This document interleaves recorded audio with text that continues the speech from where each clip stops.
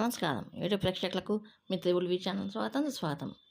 ఈరోజు మనం చేయబోతున్నాం ఇన్స్టెంట్ చల్ల పునుగులు.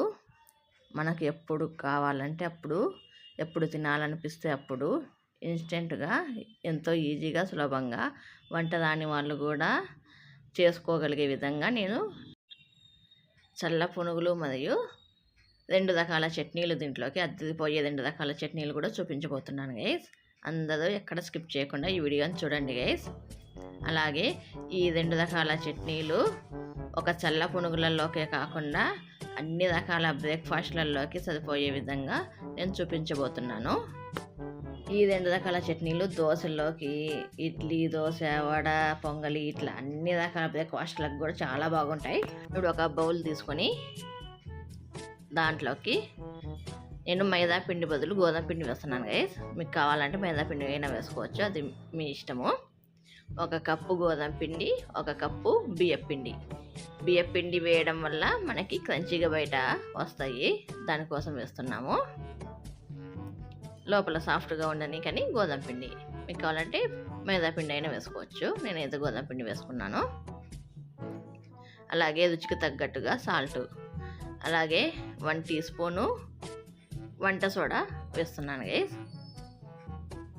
వేసుకొని బాగా కలుపుకోవాలి.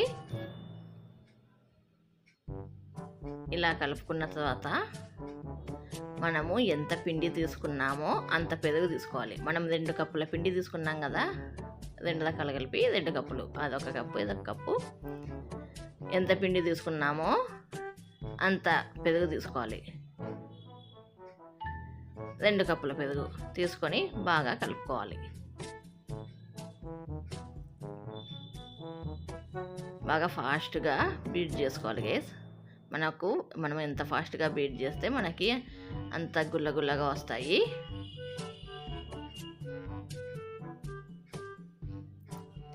మనకు ఈ పెరుగు సరిపోకపోతే నీళ్ళు కూడా వేసుకొని కలుపుకోవచ్చు. నాకైతే సరిపోలేదు కాబట్టి ఇంకొక 1/2 కప్పు నీళ్ళు పోసుకొని ఈ వేణి జారుగా మనం కలుపుకోవాలి. చూడండి గైస్, పిండి మనకు వేసుకోనికి రావాలి అంతే. ఇది మరీ జోరుగా లేదు, అలాగని మరీ గట్టిగా లేదు, ఇలా మీడియంగా ఉండేట్లుగా కలుపుకోవాలి ఈ జారులో. ఇలా కలుపుకున్న తర్వాత దీన్ని పక్కన పెట్టేసుకోవాలి. ఇప్పుడు మనము 2 రకాల చట్నీలు చేయబోతున్నాం దీంట్లోకి. ఈ పునుగుల్లోకి ఒకటి టమాటా చట్నీ, ఇంకొకటి కొబ్బరి చట్నీ మనం చేయబోతున్నాము. ఈ కొబ్బరి చట్నీ చాలా బాగుంటుంది. ఈ కొబ్బరి చట్నీ కోసమే మన సీక్రెట్ ఇంగ్రీడియంట్ వేస్తున్నాము. 1 కప్పులో 1 టేబుల్ స్పూన్ శనగపప్పు వేసుకొని, పచ్చి శనగపప్పు వేసుకొని ఇలా గోరువెచ్చగా ఏలు పెట్టేంత మైన ఉండే నీళ్లు పోసుకొని నానబెట్టుకోవాలి. ఎంతసేపు అనేదంటే మనము ఇంకా ఆ చట్నీ అంతా ప్రిపేర్ అయ్యేంత వరకు మనకి ఎంతసేపు నాన్న ఏం కాదు, మనకి ఇంకా బాగా సాఫ్ట్గా వస్తుంది చట్నీ కూడా. ఇంతసేపు మినిమం ఒక 15 నిమిషాలు నానేయాలి. ఇప్పుడు ఒక ప్యాన్లోకి 2 టేబుల్ స్పూన్ల ఆయిల్ వేసుకొని, ఇది టమాటా చట్నీకి చూపిస్తున్నాను గైస్. 1 టేబుల్ స్పూను మినపప్పు వేసుకొని కొంచెం ఎర్రగా దొరగా వేపుకోవాలి. లో ఫ్లేమ్లోనే వేపుకోవాలి, హై ఫ్లేమ్లో కాదు. మొత్తం ఈ చట్నీకి మొత్తం లో ఫ్లేమ్లోనే చేసుకోవాలి. అలాగే ఒక 10 నుంచి 12 ఎండుమిరపకాయలు వేసుకోవాలి. ఈ మినప్పప్పు ఒక 60 to 70% వేగిన తర్వాత ఇలా ఎండుమిరపకాయలు వేసుకోవాలి. ఇప్పుడు దీంట్లోకి ఒక 7-8 వెల్లుల్లి పాయలు వేసుకోవాలి. వెల్లుల్లిపాయలు పొట్టు తీసినవి వేసుకోవాలి. అలాగే కొంచెం కరివేపాకు, అలాగే ఒక పెద్ద సైజు ఉల్లిపాయ ఇలా పొడవుగా కట్ చేసుకుని వేసుకోవాలి. ఈ ఉల్లిపాయతో పాటే మనము ఒక పెద్ద సైజు టమాటా వేస్తున్నాం.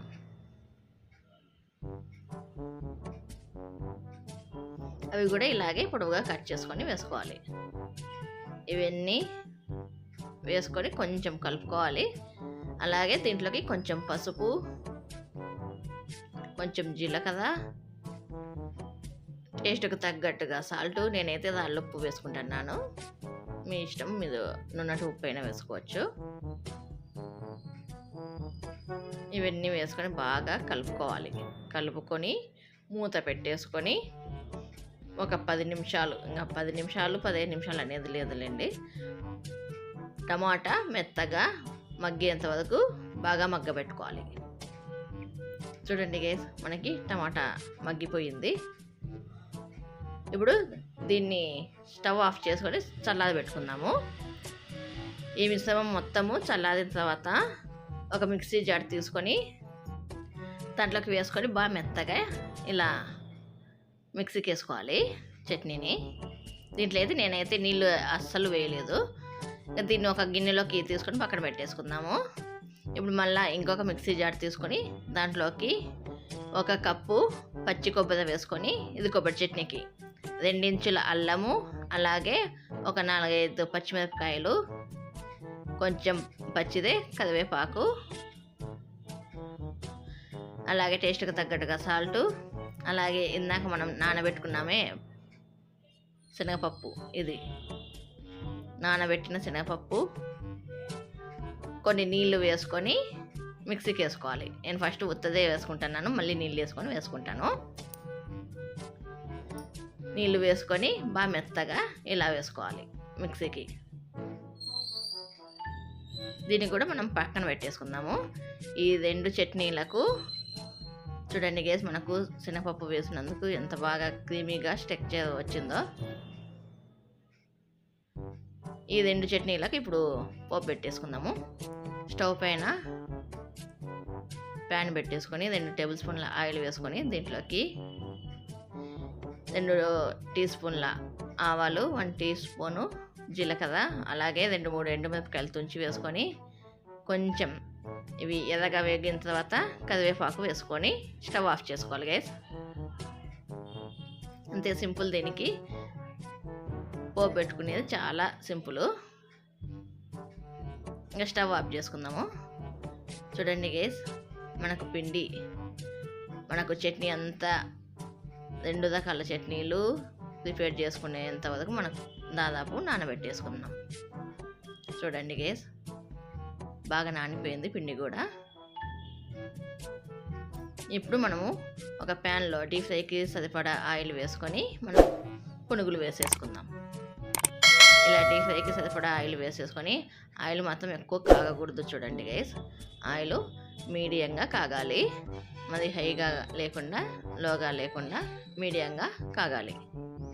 ఇలా ఆయిల్ కాగిన తర్వాత మీకు ఏ సైజులో కావాలంటే ఆ సైజులో పునుగులు వేసుకోండి. నేను కొంచెం పెద్ద సైజే వేసుకున్నాను పునుగులు. ఇలా వేసుకున్న తర్వాత 10 నిమిషాలు అట్లా చేసి ఇంకొక సైడ్కి తిప్పుకొని ఇప్పుడు మనం హై ఫ్లేమ్లో పెట్టుకోవచ్చు. ఇంతసేపు మనము మీడియం ఫ్లేమ్ టు లో ఫ్లేమ్లో వీటిని వేపుకోవాలి. ఇలా 2 వైపులా వేగిన తర్వాత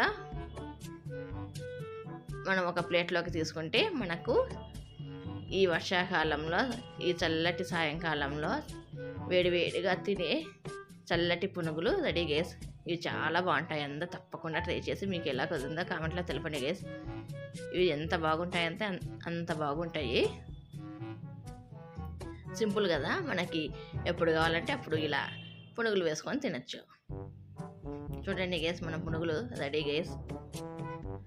ఇప్పుడు మనము ఇంకా చట్నీ పునుగులు ఇంకొక ప్లేట్లోకి సర్వ్ చేసుకుందాము. ఈ 2 రకాల చట్నీలు కూడా దోశల్లోకి బాగుంటుంది, ఇడ్లీలలోకి బాగుంటుంది, అన్ని దాంట్లలోకి చాలా బాగుంటుంది. 2 రకాల చట్నీలు కూడా ట్రై చేయండి, చాలా బాగుంటాయి. పునుగులలోకే కాకుండా టిఫిన్లలోకి కూడా చాలా బాగుంటాయి. ఇంకా కొబ్బరి చట్నీ ఇంకా చెప్పే పని లేదు గైస్. అసలు స్పూన్ వేసుకొని ఉత్త చట్నీనే మీద లాగేస్తుంది, అంత బాగుంటుంది. కొబ్బరి చట్నీ కూడా ఉత్తదే తినచ్చు, అంత బాగుంటుంది. ఇలా ఒక ప్లేట్లోకి మనము చల్ల పునుగులు, ఇలా కొబ్బరి చట్నీ, టమోటా చట్నీ వేసుకొని తింటే ఉంటుంది గైస్. ఈ చల్లటి సాయంకాలంలో అంత బాగుంటుంది గైస్. చూడండి గైస్, మీకు కూడా నోరు ఊరిపోతుంది కదా, ఇంకా వెంటనే వెళ్ళి చేసుకోండి గైస్, చాలా బాగుంటుంది. వీటిని వంట రాని వాళ్ళు కూడా ఎంతో సులభంగా చేసుకోగలిగే విధంగా చూపించాను గైస్. ఈ వీడియో కింద గైస్, ఈ వీడియో కనుక మీకు నచ్చినట్లయితే please like, share, subscribe, comment and గంట నాలుగు పెట్టుకోండి గైస్. ఈ వీడియో కింద గైస్, బాయ్.